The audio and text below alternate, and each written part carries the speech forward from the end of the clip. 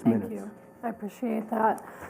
Melissa Pino 413 Southeast Boblets, y'all are really finicky about how the public speaks and the rules and regulations you've all set up on free speech and discourse. I don't know what this stuff is about you guys not allowing speaking after you've adopted the agenda, and then you get that in there as quick as you can so you can cut off as many people at the door.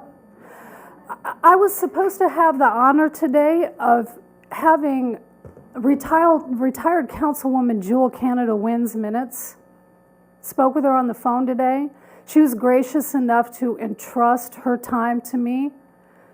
She couldn't even fill out a speaking card, I guess, because people didn't trust her because I wasn't here. I mean, what's that all about? What are you people afraid of? Maybe what you're afraid of is, first of all, let's start here. Nobody with a brain in their head should feel sorry for any of y'all. No one.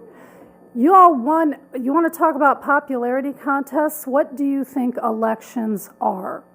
Chairman Fetzko, you won your popularity contest. Congratulations. You're up there. So is Mr. Adams, and you too, Mr. Williams. All right, Ms. Pino, the speaker form tells you you're to address the chair. Not I will from here on. I will respect that, and I will address the chair. So, Chairman Fetzko, what I primarily came here to underline as loudly and as clearly as I can is that the reason that people are making this about race and gender is because you are all at fault because you've made a vote that was blatantly racist and overtly against gender.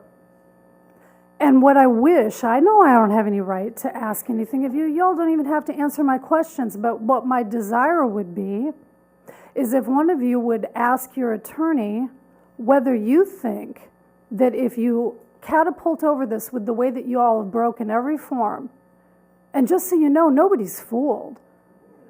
Just because you come in here, Chairman Fetzko, with your explanation that apparently you felt like you had to get out in front of some of the wonderings that are happening in the community, we see everything that's happening. You can't just speak words and think because you float some sound into the air that people are going to be convinced by it. So you asked your attorney once, can we ban these books? And she said no. It's going to be unconstitutional. It's going to be illegal. And what'd you do? You banned it anyway. And now you got a giant lawsuit, and it's a national laughingstock.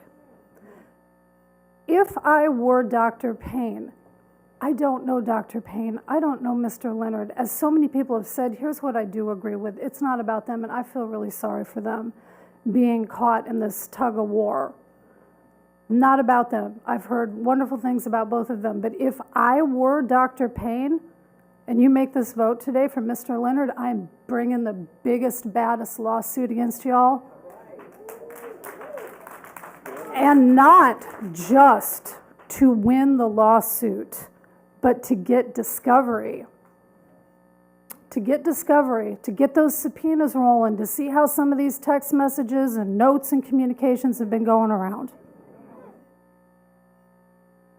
There is, the way you orchestrated this on the back end, you can't convince us that there isn't any way for you to go back to the drawing board. You're going to pretend you can't. We're not going to be fooled by that. So go ahead and do it. You know, get on with your big bad selves and make this vote. But the consequences are yours.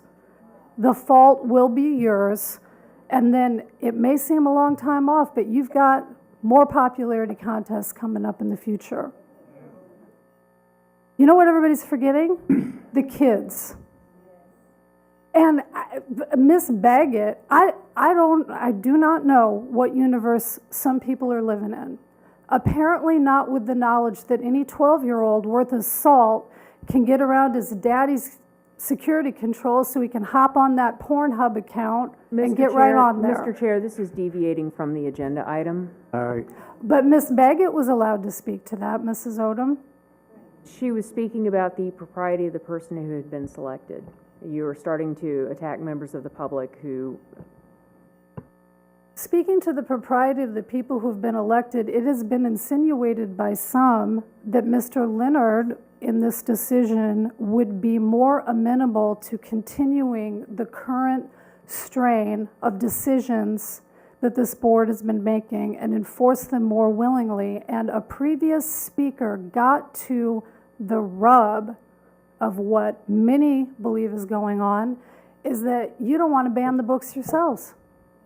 You don't want to have to do it. You want somebody else to do your dirty work in the background for you. You don't like it.